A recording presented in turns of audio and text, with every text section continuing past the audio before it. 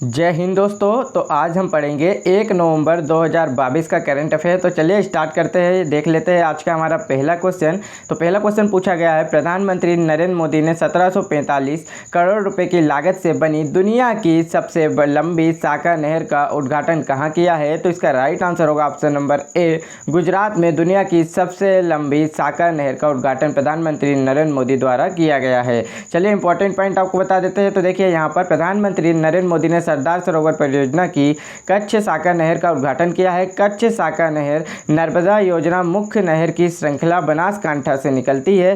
कच्छ साका नहर की कुल लंबाई है 357.18 किलोमीटर है। नहर के एक हिस्से का उद्घाटन प्रधानमंत्री नरेंद्र मोदी ने 2017 में किया था और बाकी हिस्से का उद्घाटन अब किया जा रहा है। यह नहर कच्छ में सिंचाई की सुविधा प्रदान करने और कच्छ जिले के सभी 948 गांवों और 10 कस्बों में पेयजल उपलब्ध कराने में मदद करेगी।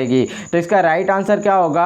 ऑप्शन नंबर ए, गुजरात इसका राइट आंसर होगा। दुनिया की सबसे लंबी साका नहर का उद्घाटन गुजरात में किया गया है। चलिए नेक्स्ट क्वेश्चन देख लेते हैं। तो ये रहा नेक्स्ट क्वेश्चन। इसमें पूछा गया है, मिस दीवा यूनिवर्स 2022 का खिताब किसने जीता है? तो देखिए इसका राइट आंसर होगा ऑप्शन नंबर बी, दिविता राय ने मिस दीवा यूनिवर्स 2022 का खिताब जीता है। अगर आपसे पूछ लिया जाए मिस यूनिवर्स 2021 का खिताब किसने जीता है, तो वो भी भारत की है, हरनाज संधू ने, जो कि आपका मिस यूनिवर्स 2021 का खिताब जीता है। तो आपको ये याद रखना है, ये आपके एग्जाम की दृष्टि से बहुत इंपॉर्टेंट है। और अगर पूछा जाए 2021 में मिस वर्ल्ड कौन बनी है, तो पोलैंड की कैरोलिना बिलावास्का, जो कि मिस वर्ल्ड 2021 बनी है। अगर पल्लवी सिंह की बात करें तो पल्लवी सिंह, जो कि मिसेज यूनिवर्स डिवाइन 2021 का खिताब जीता है। खुशी पटेल ने मिस इंडिया वर्ल्ड वाइड 2021 का खिताब जीता है और सिन्नी शेट्टी ने मिस इंडिया वर्ल्ड 2021 का खिताब जीता है। तो यही राइट आंसर होगा। 2022 में जो मिस यूनिवर्स प्रतियोगिता 2022 होगी, उसमें दिविता राय भारत का प्रतिनिधित्व करेंगे और मिस वर्ल्ड 2022 जो प्रतियोगिता होगी, उसमें सिन्नी शेट्टी इसका प्रतिनिधित्व करेंगी। चलिए नेक्स्ट देख लेते हैं। नेक्स्ट क्वेश्चन पूछा गया है यहाँ पर, जैसे कि 3rd नंबर का क्वेश्चन है, ब्लूमबर्ग बिलियनेयर इंडेक्स के अनुसार हाल ही में कौन सा भारतीय व्यवसायी दुनिया का सबसे अमीर व्यक्ति बन गया है? पूछा गया है कि दुनिया का तीसरा सबसे अमीर व्यक्ति कौन भारतीय बन गए हैं? तो इसका राइट आंसर होगा option number C, Gautam Adani, जो कि दुनिया के तीसरे सबसे अमीर व्यक्ति बन गए हैं। तो ये आपको याद रखना है। चलिए इंपॉर्टेंट पॉइंट आपको एक और बता देता हूँ कि रतन टाटा, जो कि इन्हें असम सरकार द्वारा असम वैभव पुरस्कार से सम्मानित किया गया है, ये आपको याद रखना है। अगर बात की जाए जियो, तो जियो के मुकेश अंबानी पहले चेयरमैन थे, परंतु इनके जो जियो है, जियो रिलायंस, इसके नए चेयरमैन इनके बेटे आकाश अंबानी को बना दिया गया है। तो अगर पूछा जाए जियो का नया चेयरमैन किसे नियुक्त किया गया है, तो आकाश अंबानी को नियुक्त किया गया है। नेक्स्ट क्वेश्चन देख लेते हैं। तो ये देखिए, आपको बता दूं, भारतीय बिजनेस टाइकून गौतम अडानी हाल ही में दुनिया के तीसरे सबसे अमीर व्यक्ति बने हैं।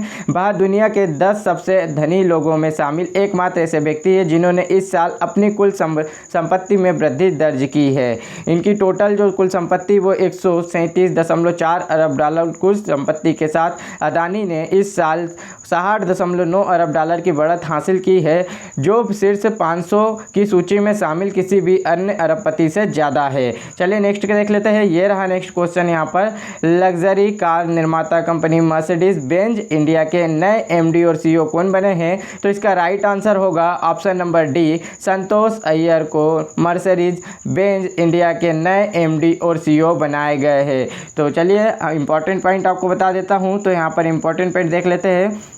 संतोष अय्यर मर्सिडीज बेंज इंडिया के नए एमडी और सीईओ बने हैं। इन्होंने मार्टिन बेक का स्थान लिया है।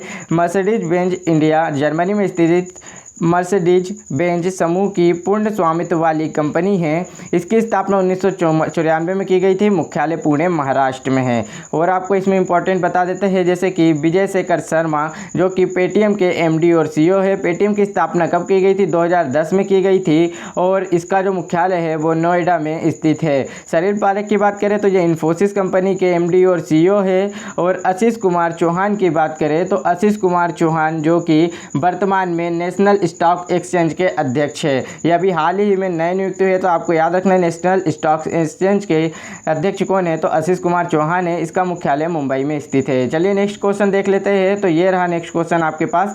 अंतर्राष्ट्रीय क्रिकेट में 950 विकेट पूरे करने वाले दुनिया के पहले तेज गेंदबाज कौन बने हैं, तो इसका राइट आंसर होगा option number C, James Anderson, जो कि दुनिया के पहले नंबर 1 खिलाड़ी बन चुके हैं, तेज गेंदबाज बने हैं 950 विकेट पूरे करने वाले। तो यहाँ पर हम बात करें विराट कोहली की, तो विराट कोहली जो कि तीनों फॉर्मेट में अभी हाल ही में इन्होंने तीनों फॉर्मेट में 100 मैच, मतलब वनडे तथा T20 और टेस्ट रैंकिंग में 100 मैच इन्होंने पूरा किया। अगर पूछा जाए कि एकमात्र भारतीय जिन्होंने तीनों फॉर्मेट में 100 मैच खेले हैं, तो विराट कोहली इसका राइट आंसर होगा। यही बात की जाए बाबर आजम की, तो बाबर आजम जो कि 2021 में ICC one day of the year चुने गए थे। लतीश मलिंगा जो कि आपको पता है श्रीलंका टीम से खेलते हैं और इन्होंने अभी हाल ही में संन्यास की घोषणा की है, सभी प्रारूपों से अपने संन्यास की घोषणा कर दी है। यहाँ आपको इंपॉर्टेंट पॉइंट बता दूं, इंग्लैंड के तेज गेंदबाज जेम्स एंडरसन अंतर्राष्ट्रीय क्रिकेट में 950 विकेट पूरे करने वाले पहले तेज गेंदबाज बन गए हैं। इन्होंने दक्षिण अफ्रीका के खिलाफ दूसरे टेस्ट में यह ऐतिहासिक उपलब्धि हासिल की है। चलिए नेक्स्ट क्वेश्चन देख लेते हैं। ये रहा नेक्स्ट क्वेश्चन। सुमंग लीला किस राज्य में आयोजित एक पारंपरिक त्यौहार है, तो इसका राइट आंसर होगा ऑप्शन नंबर डी, मणिपुर का सुमंग लीला एक पारंपरिक त्यौहार है। ये आपको याद रखना है। ये क्वेश्चन ज़्यादातर पूछे जाते हैं त्यौहार के, तो आपको इसको इंपॉर्टेंट पॉइंट समझ के याद जरूर कर लेना है।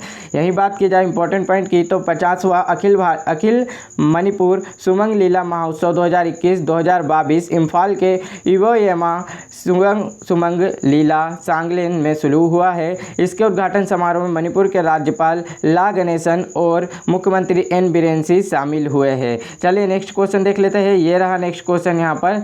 राष्ट्रीय लघु उद्योग दिवस कब मनाया जाता है, तो राष्ट्रीय लघु उद्योग दिवस, तो इसका राइट आंसर होगा ऑप्शन नंबर ए, 30 अगस्त को बनाया जाता है।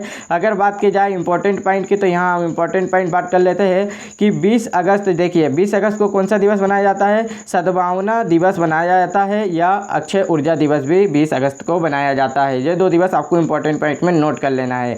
इंपॉर्टेंट पॉइंट आपको बता दूं, देश भर में हर साल 30 अगस्त को छोटे उद्योगों को उनकी समग्र विकास क्षमता और वर्ष में उनके विकास के लिए प्राप्त अवसरों के समर्पण और बढ़ावा के देने के लिए राष्ट्रीय लघु उद्योग दिवस के रूप में मनाया जाता है। चलिए नेक्स्ट क्वेश्चन देख लेते हैं। नेक्स्ट क्वेश्चन पूछा गया है, हाल ही में किस प्रौद्योगिकी संस्थान के शोधकर्ता ने गन्ने के कचरे से चीनी का विकल्प खोजने का नया तरीका खोजा है, तो इसका राइट आंसर होगा option number D, B, IIT Guwahati ने जो गन्ने के कचरे होते हैं उससे चीनी बनाने का विकल्प खोजा है। IIT गुवाहाटी, जैसे कि आपको इंपॉर्टेंट पॉइंट बता दूं, भारतीय प्रौद्योगिकी संस्थान IIT गुवाहाटी के शोधकर्ता की एक टीम ने गन्ने के कचरे से विकल्प का उत्पादन करने के लिए एक नई विधि विकसित की है। गन्ने की पेरोई काय को बोलते हैं, जैसे गन्ना काटने का जो आपका जो कचरा बच जाता है उसे कहा जाता है गन्ने की पेरोई। इसके बाद निकलने वाले बगास से चीनी का विकल्प जाइलिटोल तैयार किया जा सकता है। तो इसका राइट आंसर क्या होगा, IIT गुवाहाटी द्वारा जो गन्ने के कचरे हैं उससे चीनी के विकल्प खोजने का तरीका खोजा है। यहीं अगर बात की जाए IIT मद्रास की, तो IIT मद्रास जो कि NIRF जो रैंकिंग जारी होती है, इसके तहत बेस्ट, भारत का सबसे बेस्ट इंस्टीट्यूट कौन सा है, तो IIT मद्रास है। और IIT मुंबई ने अभी हाल ही में घोषणा की है कि जो आपका मुंबई, महाराष्ट्र की राजधानी मुंबई शहर है, वो हर साल 2 mm जो आपका समुद्र में समाते जा रहा है। चलिए नेक्स्ट क्वेश्चन देख लेते हैं। तो ये रहा आपके सामने नेक्स्ट क्वेश्चन, कौन सी कंपनी दुनिया का सबसे बड़ा कार्बन फाइबर प्लांट लगाएगी, तो इसका राइट आंसर होगा option number A, Reliance industries, जो कि दुनिया का सबसे बड़ा कार्बन फाइबर प्लांट लगाएगी। आपको इसके बाद एक और इंपॉर्टेंट पॉइंट बता दूं कि भारत ने कब तक कार्बन न्यूट्रल होने का लक्ष्य रखा है, तो भारत ने 2070 तक कार्बन न्यूट्रल होने का लक्ष्य रखा है, कि अर्थात भारत पूरी तरीके से कार्बन से फ्री हो जाएगा। इंपॉर्टेंट पॉइंट देख लेते हैं। रिलायंस इंडस्ट्रीज भारत के पहले और दुनिया के सबसे बड़े कार्बन फाइबर प्लांट में से एक को हजीरा और गुजरात में स्थापित करेगी। प्लांट की क्षमता 20,000 मिलियन मीट्रिक टन प्रति वर्ष होगी। प्लांट का पहला चरण 2025 में पूरा हो जाएगा। कार्बन फाइबर उच्च चालकता वाला एक हल्का पदार्थ है जो स्टील का एक बेहतर विकल्प है। चलिए नेक्स्ट क्वेश्चन देख लेते हैं। नेक्स्ट क्वेश्चन पूछा गया है, यूरोपीय फुटबॉल महासंघ का सर्वश्रेष्ठ फुटबॉल खिलाड़ी ऑफ द ईयर 2022 किसने जीता है? तो देखिए यूरोपीय फुटबॉल महासंघ द्वारा सर्वश्रेष्ठ फुटबॉल खिलाड़ी किसे नामित किया गया है? तो इसका राइट आंसर होगा ऑप्शन नंबर ए और बी।